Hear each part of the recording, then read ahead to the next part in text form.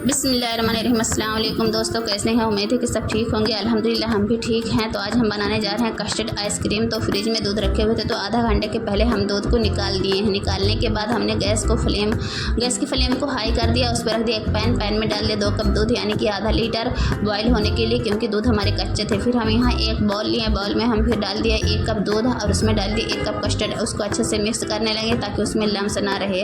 अच्छे से जब हमारे कस्टर्ड और दूध अच्छे से मिक्स हो गए हैं, इधर दूध भी अच्छे तरीके से बॉयल हो गया है, फिर हम कस्टर्ड को दूध में हल्के हल्के मिलाते गए हैं और चलाते गए हैं ताकि अच्छे से मिक्स हो जाए और लम्स भी ना पड़े इसमें। अब हम फ्लेम को लो कर दिए हैं। लो फ्लेम पर हम इसको पका रहे हैं। 4-5 मिनट पकाए। उसके बाद देखिए हमारे कस्टर्ड भी अब पक गए हैं। फिर हम इसमें डाल दिए उसी कप से 1 कप चीनी जब मेल्ट हो गई, फिर हमारे कस्टर्ड थोड़ा और पतले हो गए। फिर और भी हमें मौका मिल गया कस्टर्ड को पकाने का। फिर हम और थोड़ी देर पकाए, फ्लेम को लो ही किए हुए हैं। उसके बाद जब फ्लेम हमारे लो फ्लेम पर हम पका रहे हैं इसको, उसके बाद हमारे कस्टर्ड अच्छे से पक गए। फिर हमने इसको गैस की फ्लेम को बंद कर दिया और उसको रख दिया फ्रिज में ठंडा होने के लिए। फिर यहाँ एक बाउल लिए, बाउल में डाल दिए 1 कप क्रीम और उसको अच्छे से हम मिक्स कर रहे हैं। अब हमारे आधे घंटे हो गए हैं फ्रिज में रखे हुए कस्टर्ड को। अब हमारे कस्टर्ड भी अच्छे तरीके से ठंडे हो गए हैं।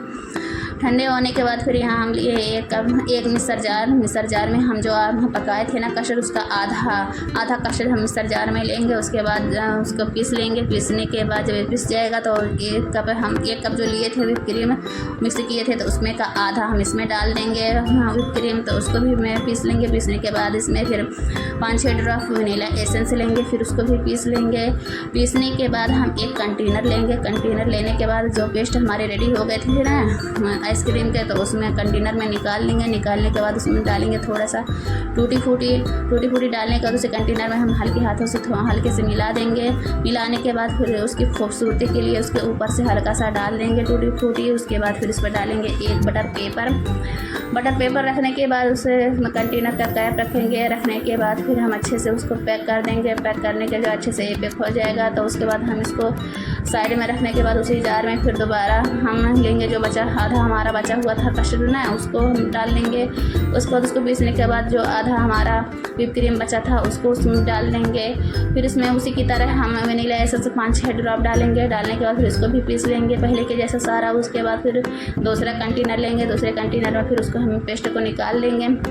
निकालने के बाद फिर इसमें हम डाल देंगे टूटी फूटी डालने के बाद फिर इसको हम अच्छे से मिक्स कर देंगे थोड़ा सा हल्के हाथों से। फिर इसके ऊपर से खूबसूरती के लिए डाल देंगे टूटी फूटी।